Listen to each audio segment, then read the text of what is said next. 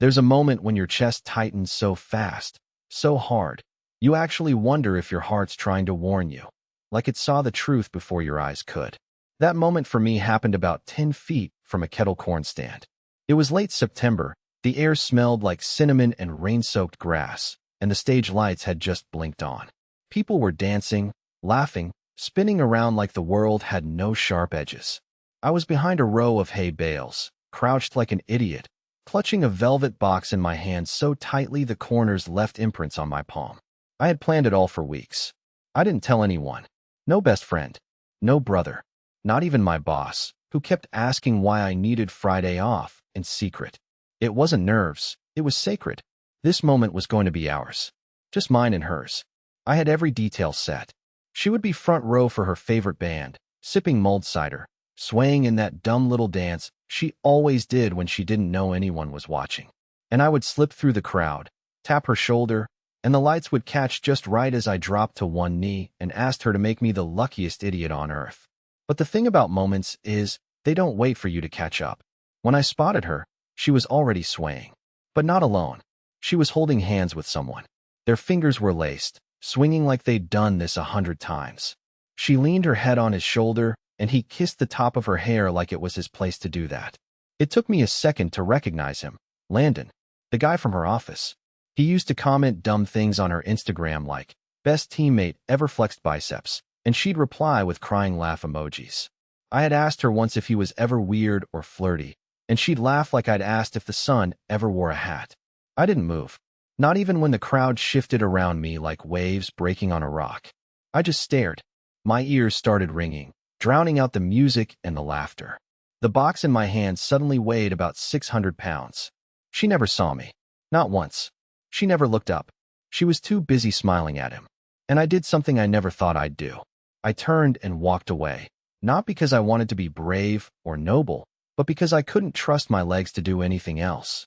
I sat on a curb 3 blocks away for an hour, just listening to my own heartbeat and trying to remember if I had ever actually known who she was. I looked like a guy waiting for someone who wasn't coming. Which, I guess, was exactly what I was. But this story isn't about heartbreak. Not entirely.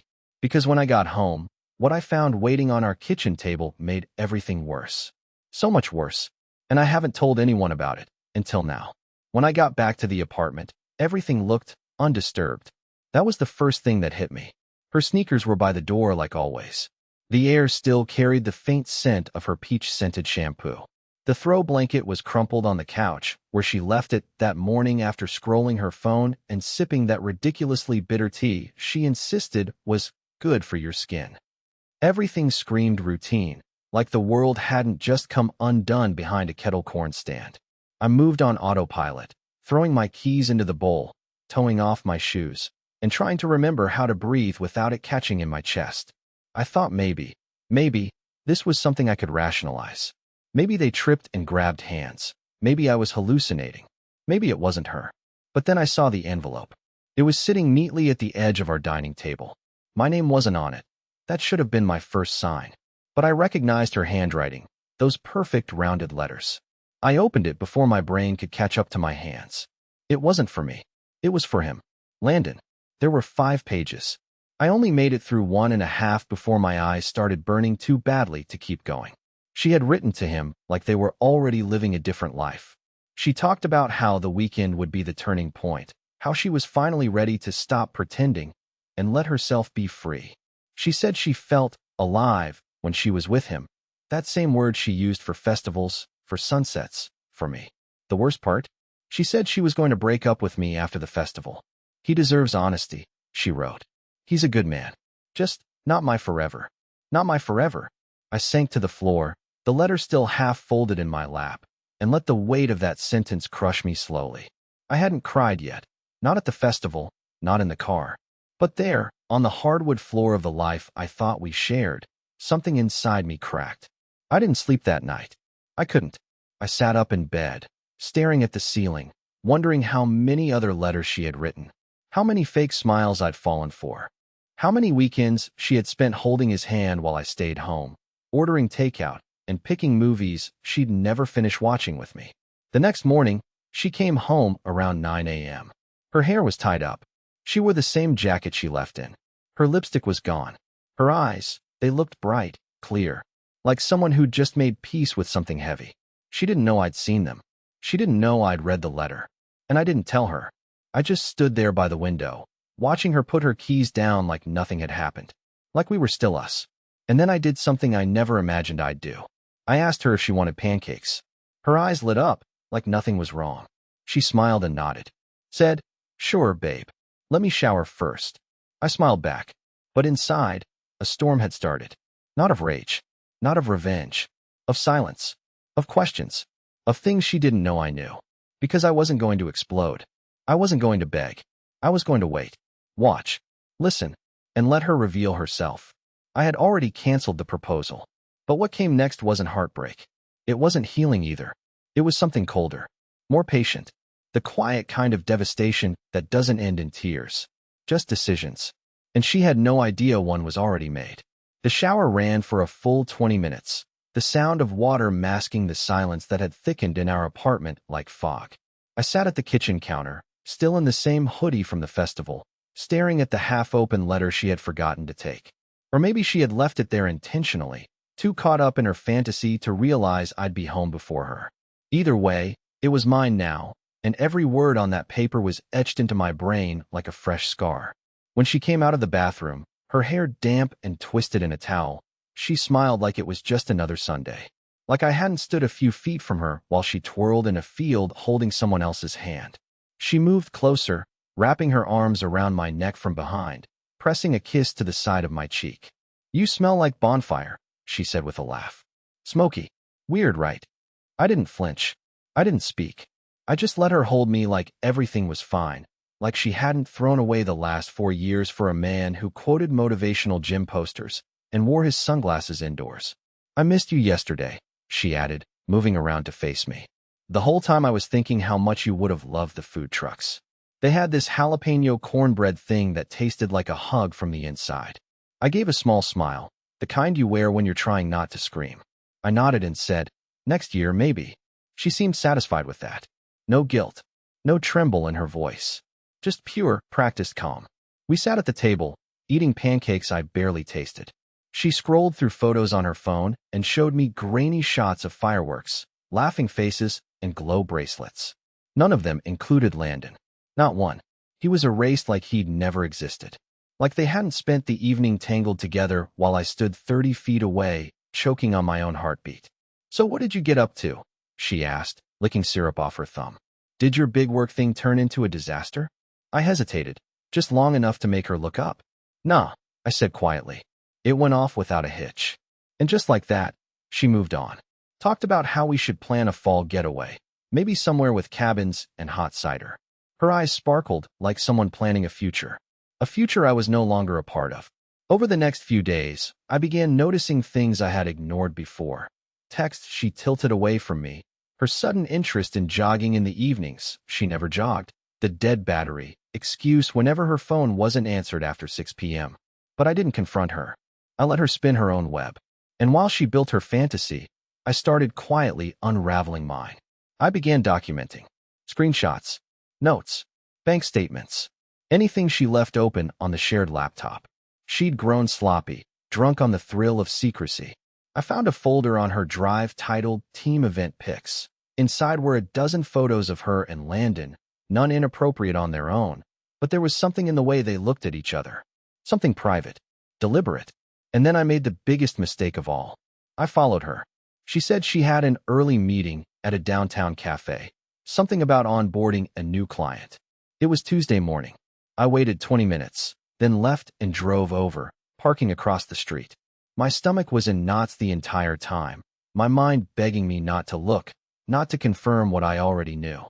But there she was, sitting outside, in a pale blue blouse I bought her for our anniversary, holding Landon's hand across the table while he leaned in and said something that made her laugh so hard she threw her head back. She laughed with him in a way I hadn't seen in months. And that's when I realized this wasn't temporary. This wasn't confusion or impulse. This was her now. So I took a picture. Not for revenge. Not for friends. For me. To remind myself that love doesn't always end with slamming doors or shouting matches. Sometimes it ends in silence, in half-finished pancakes, in soft lies told over hot coffee. That evening, she came home and kissed me on the mouth. I let her, because I wasn't ready to show my cards just yet.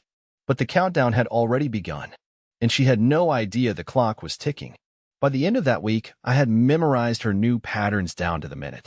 She'd leave the apartment a little earlier on Tuesdays and Thursdays, always in one of her soft outfits, flowy sweaters, wide-leg pants, and just enough makeup to look natural, which I now understood was code for effortful for someone else.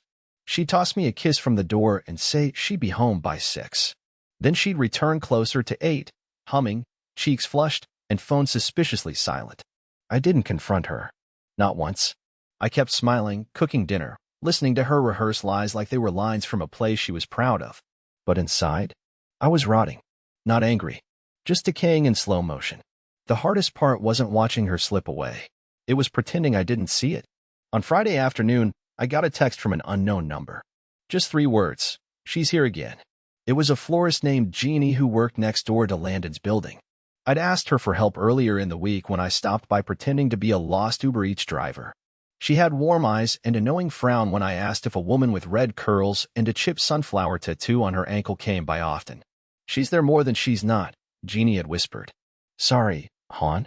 So when her message came through, I left work early. My hands were shaking on the steering wheel. I wasn't even sure what I was hoping to see. Proof? Closure? A meltdown that would make her beg? I didn't even know anymore. All I knew was I had to see the lie while it was still warm. Landon's building was the kind of modern box with wide windows and fake plants in the lobby. I parked across the street, 1 level up in a garage, and waited. Watched. And then my phone rang. It was her. I nearly dropped it. I picked up slowly, staring straight at the glowing 3rd-story window that looked into his kitchen. I could see someone moving inside. A flash of her hair. Hey, she said cheerfully, like sunshine and nothing at all was wrong. Just wrapped up a crazy meeting. I might stay a little later and grab sushi with Marcy from marketing. That okay. My throat went dry. I watched her lift a wine glass in the kitchen and hand it to someone off-frame. She was smiling, glowing. Yeah, I said after a pause. Of course. Take your time. You're the best, she replied. Seriously, I don't say it enough. I'll be home before 10. I hung up and sat there, frozen, listening to my own heartbeat and wondering how many more lies she thought I'd gladly swallow if she sprinkled them with compliments. She didn't even stutter. She was smooth, polished, so utterly comfortable in her deception. That was the moment something inside me finally shifted. No more quiet suffering. No more secret tailing or screenshot archives. I needed more than confirmation. I needed truth. So I started planning not to ruin her life, not to humiliate her, but to build a record that couldn't be brushed off with tears or fake apologies later. The kind of truth no one could talk their way out of. That night, when she came home humming to herself and smelling like ginger perfume, the one she only wore on dates, I was sitting on the couch with her favorite takeout and a movie already playing. She looked surprised. You didn't have plans tonight? I smiled. Canceled them. Figured we could do something low-key. She hesitated, then slipped off her shoes and walked toward me like nothing had happened. Like she hadn't just toasted a glass of wine with another man less than 3 hours ago.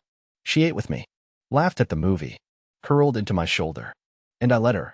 Because what she didn't know was that my phone, sitting quietly on the side table, was still recording. I'd been documenting for days. Voice memos, cloud backups, metadata timestamps. Every word she said, every excuse, every schedule conflict. I had built a puzzle, and soon the last pieces would snap into place. And once they did, I'd show her the picture she painted. Then I'd walk away. Not broken. Not loud. Just gone. It was almost midnight when I heard her whispering. The bedroom was dark except for the faint city light sneaking through the blinds. I was lying on my side with my back to her, my breathing slow and even, pretending to be deep asleep. But inside, every muscle in my body was coiled tight, and my ears were tuned like a sniper's scope. I had already turned my phone on to record before we went to bed. It had become a nightly habit now, sliding it beneath the nightstand, angled just right, screen dimmed all the way. I didn't know what I was hoping to catch. A name? A slip? Maybe just the sound of her guilt creeping out when she thought the world wasn't listening. But that night, I didn't need the recording. I heard it all myself. The faint click of her phone unlocking.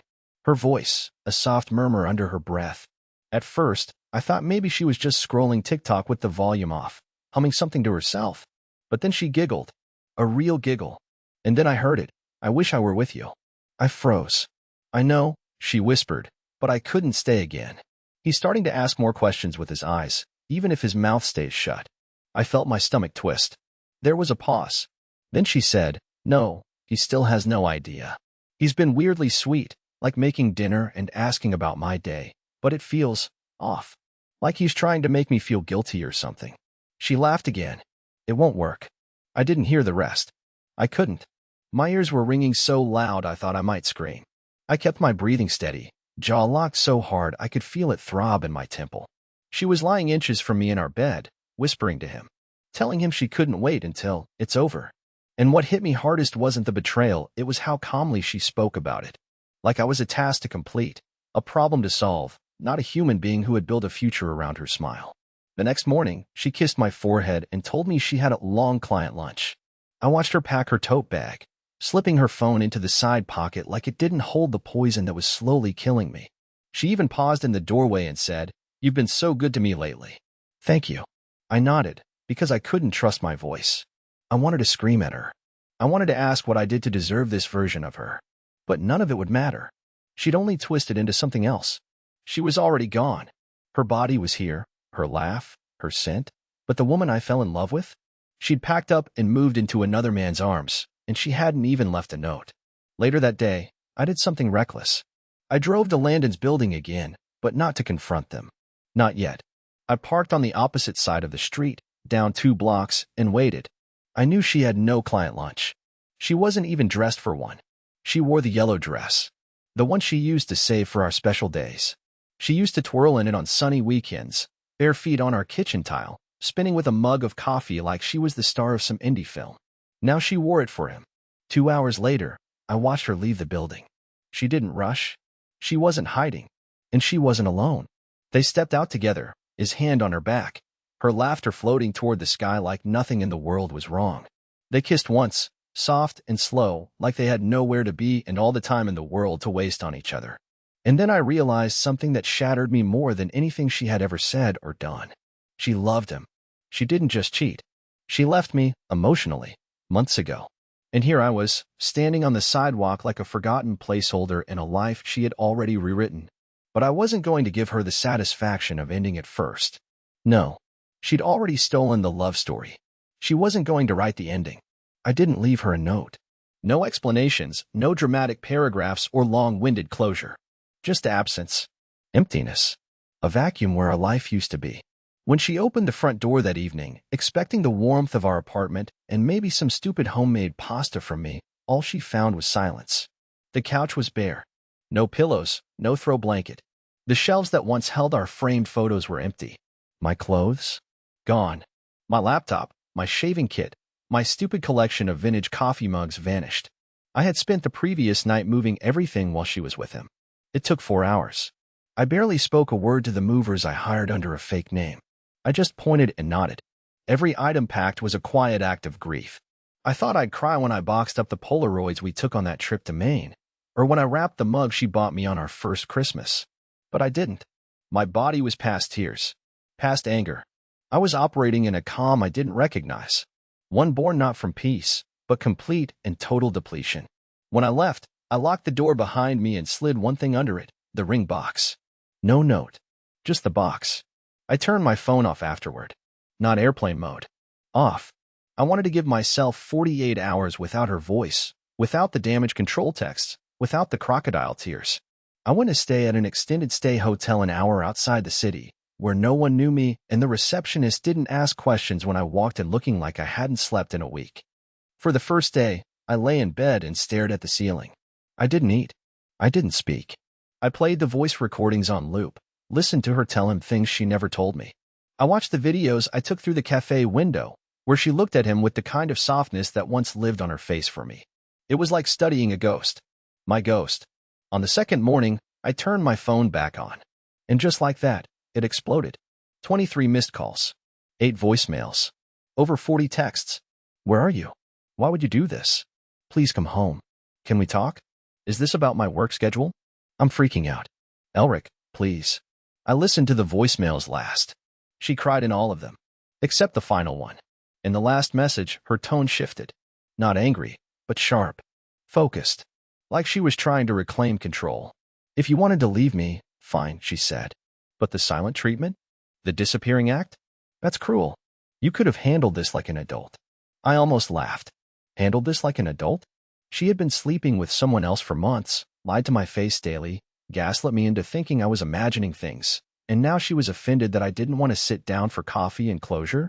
That voicemail told me everything I needed to know. She didn't regret what she did. She only regretted that I discovered it in a way she couldn't control. And that's when I realized something else, something I hadn't let myself consider before. She was going to spin this. To her friends, to her family, maybe even to mine. She was going to become the abandoned girlfriend who didn't see it coming. The sweet woman whose partner shut down emotionally and ghosted her instead of communicating. The kind who tried, but couldn't get through to him. So I decided to tell the truth, not to everyone, just to her.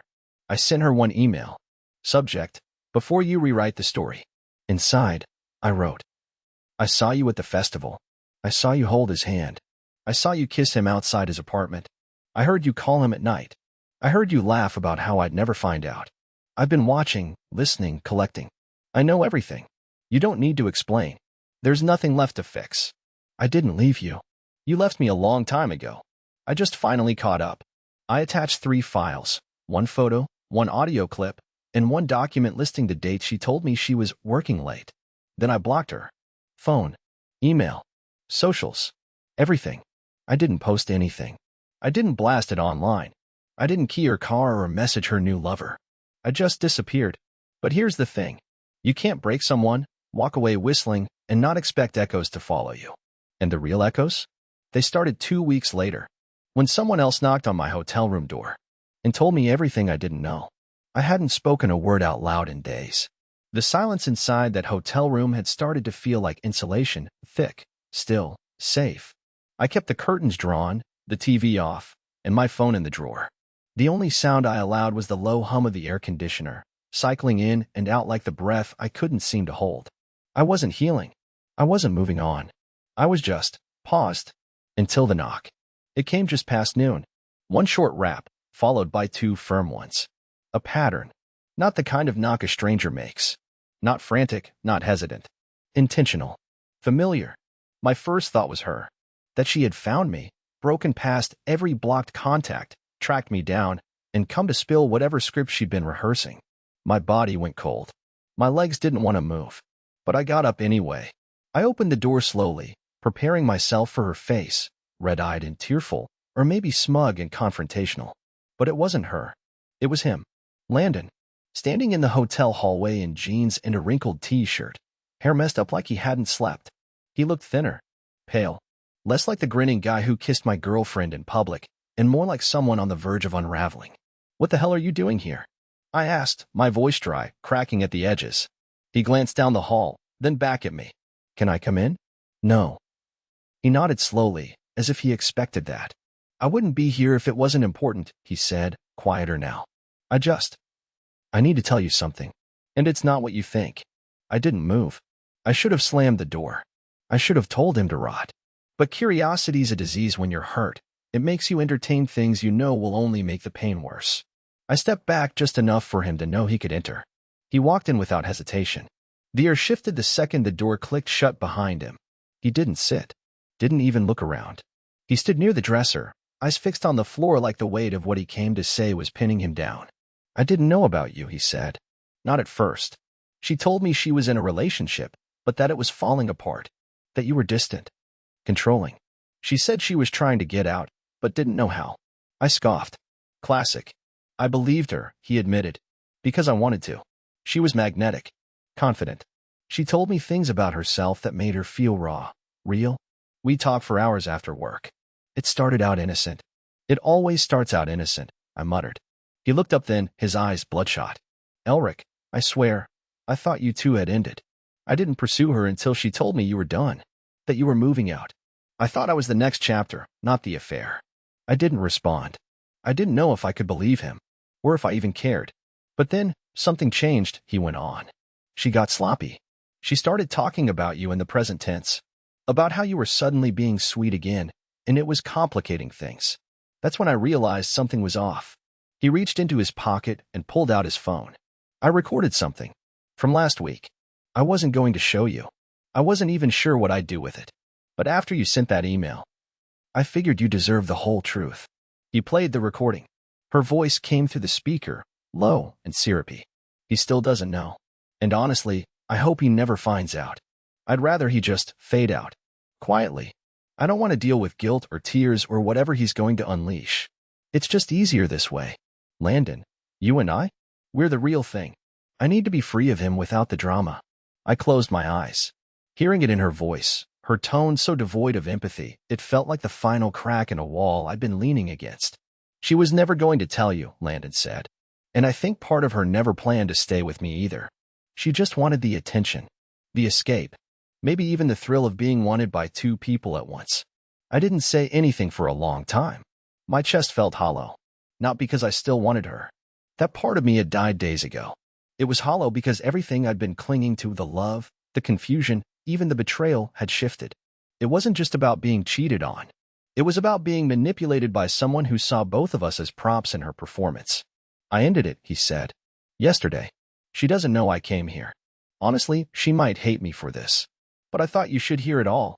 He turned to leave, but paused at the door. I know you don't owe me anything.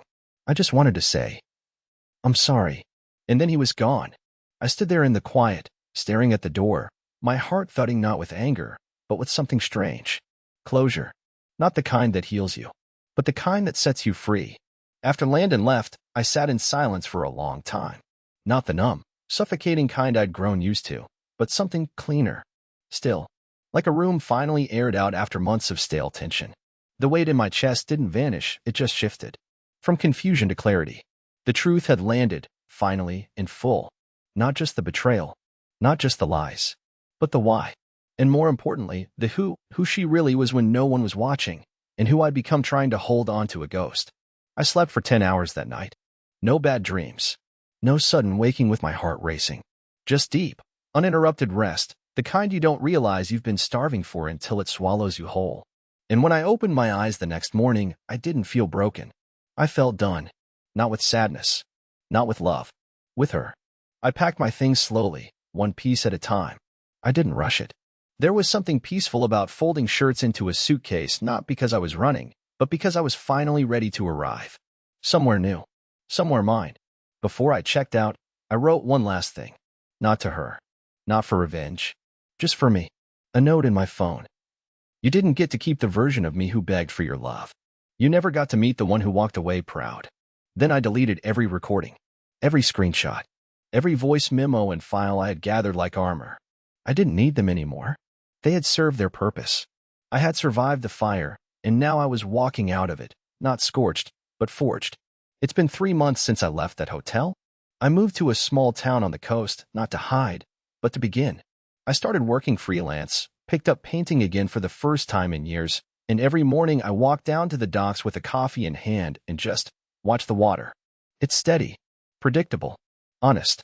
I don't think about her much anymore. Occasionally, I wonder if she's told her friends I just snapped or ghosted. Maybe she cries about how confused she is. Maybe she doesn't. But that's her story to live inside. Not mine. Mine's different now. Last weekend, I met someone at a local bookstore. Her name's Maeve. We talked about vintage poetry and old cassette tapes and the way strangers never really stay strangers if you listen long enough. I don't know where it's going. I'm not rushing to define it. But when she laughs, I don't feel like I'm competing with ghosts. And when she looks at me, I don't wonder if she's seeing someone else behind my back. I just feel present. Seen. Enough. So no, I didn't get the proposal. I didn't get the big, perfect moment under fairy lights. But I got something better. I got me back. And this time, I'm not giving him away to someone who doesn't know how to hold him.